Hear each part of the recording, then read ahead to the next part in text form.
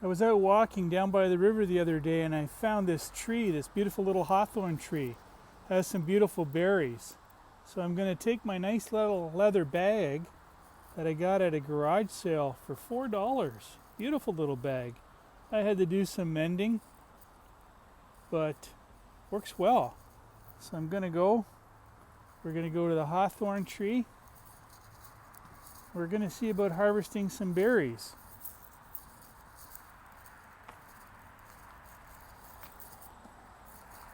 The berries off the bigger trees, they don't really seem that healthy for some reason. I did harvest some of them, but I just happened upon this little tree. I was actually at the apple tree having an apple, and when I walked up the hill to come back home, I passed this little tree. It has beautiful little red hawthorn berries on it. I like to harvest them. There's many uses for them. They can be used inside rattles. You can grind them up. Lots of information on the internet if you want to check that out. But you can see all the trees are really starting to turn color now. That just recently happened. You can see the trail the animals make.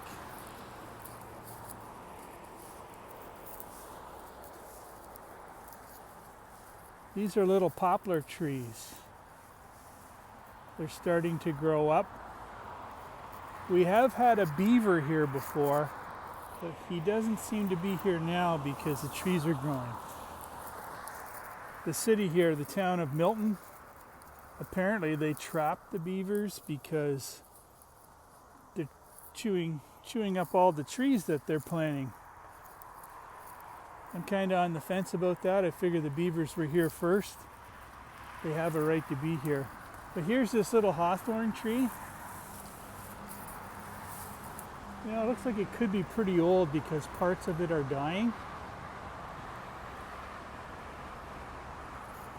I identify it as a hawthorn by the leaves, by the red berries, and I always look for the thorns. There's thorns on the branches. So that's how I identify it. There's lots of bigger trees here, but this is the smaller one. I don't like to just take when I'm harvesting berries or fruits or leaves or things for my incense that I make or for the teas that I drink. So what I do is I was gifted some tobacco seeds many years ago. So I grow my own tobacco, and what I do is I just kind of squish it up a little bit. And then I just say a little thank you. Thank you to the hawthorn. Thank you for your medicines. Thank you for your teachings. Thank you for your protection. Thank you for the berries you're offering me. And then I just leave the tobacco. Put it somewhere where it can stay in the tree.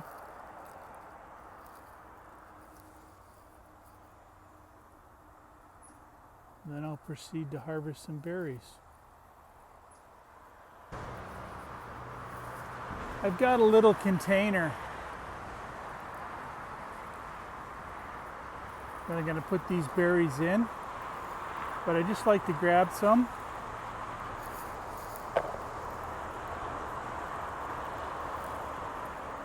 They're coming off quite easily because it's time to harvest them. It's like when you're picking wild fruits or seeds, they all seem to ripen and be ready at different times. I don't know what determines that. They don't all grow at the same rate. So I'll just go ahead and I'll get a few of these.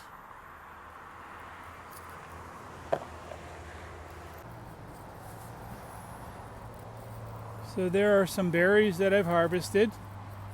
I'll take them home and I'll process them, dry them out, grind them up, I have a mortar and pestle.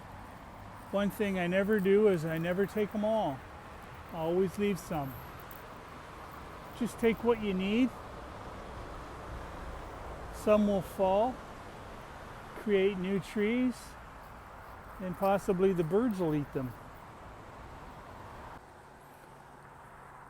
I'd like to mention again that most of the time when I'm harvesting for my teas, for my incense, they're growing very close to my home, like within 200 feet of my home. I'm very fortunate to live on the green belt.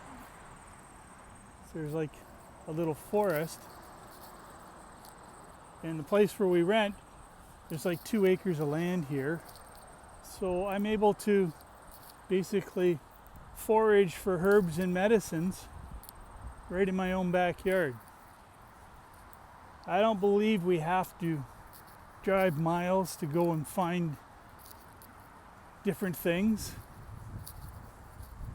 I guess if that was your profession, you had a great understanding of it, you might travel to find herbs and medicines that you don't have around your home, but I found everything I need growing within feet of my home.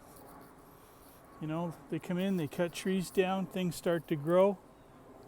I got catnip, I got burdock root, I got all kinds of stuff. I have more than I even know what it is.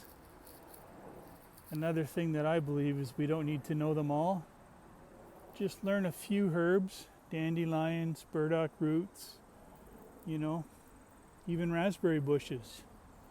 There's all kinds of beneficial things very close to where we live. Just be mindful that it's not on property that's been sprayed chemically. We don't use any chemicals here, so I know everything's good. We've been here about 10 years. So down here I got burdock growing again and catnip. You know, I've heard that burdock root is good for you as well. I have to look into that. I don't know how to use it, but the internet's a wonderful resource. So spend some time outside. Go look around. Take some pictures.